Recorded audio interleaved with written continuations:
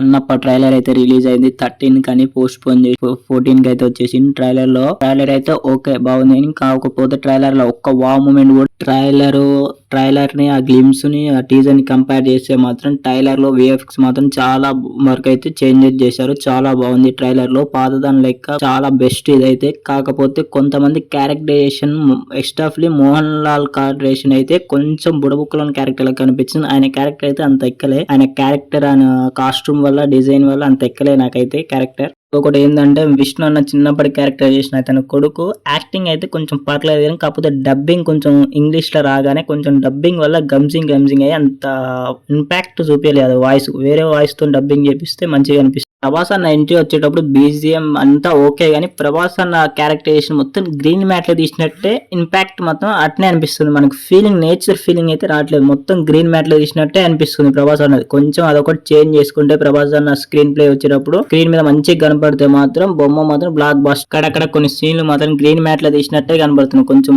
మంచి ఫీల్ అనేది రావట్లేదు, మొత్తం ఆ చూడంగానే మంచి ఫీల్ రావట్లేదు. కొన్ని షాట్లు ఏమో రియలిస్టిక్ గా కనబడుతున్నాయి, కొన్ని షాట్లు ప్రభాస్ ది కొంచెం మోహన్ లాల్ సీన్ మాత్రం కొంచెం గ్రీన్ మ్యాట్ లో తీసినట్టే కొంచెం ఫీలింగ్ కనబడుతుంది. డిమ్ లైట్ ఉంది కొంచెం, అదొక్కటి సినిమా రిలీజ్ ముందు సెట్ చేసుకుంటే మాత్రం ఓవరాల్ సినిమా మాత్రం మంచిగానే ఉంటుంది. కాకపోతే సినిమా ట్రైలర్ లో మాత్రం ఒక్క వావ్ మూమెంట్ కూడా పెట్టలే. కొంచెం ట్రైలర్ రిలీజ్ చేసినప్పుడు ఒక్క వావ్ మూమెంట్ పెట్టినా హైప్ అనేది పెరుగుతుంది. మన టీజర్ లా ప్రభాస్ గ్లిమ్స్ లెక్క సైడ్ ఎట్లా వావ్ మూమెంట్ పెట్టారో అలా కూడా ట్రైలర్ లో కూడా ఒక వావ్ మూమెంట్ పెడితే బాగుండేది. సినిమాలో చూస్తుంటే అంతే బాగుంది కానీ ఫైట్ సీన్ లో ఒక్కరు కూడా యాడ్ చేయలేదు. ఏదో అట్లా వచ్చినట్టు సీరియల్ ఫైట్ సీన్ లెక్క అనిపించింది నాకైతే. ఫైట్ సీన్ కూడా కొంచెం యాడ్ చేస్తే బాగుండేది ట్రైలర్ లో.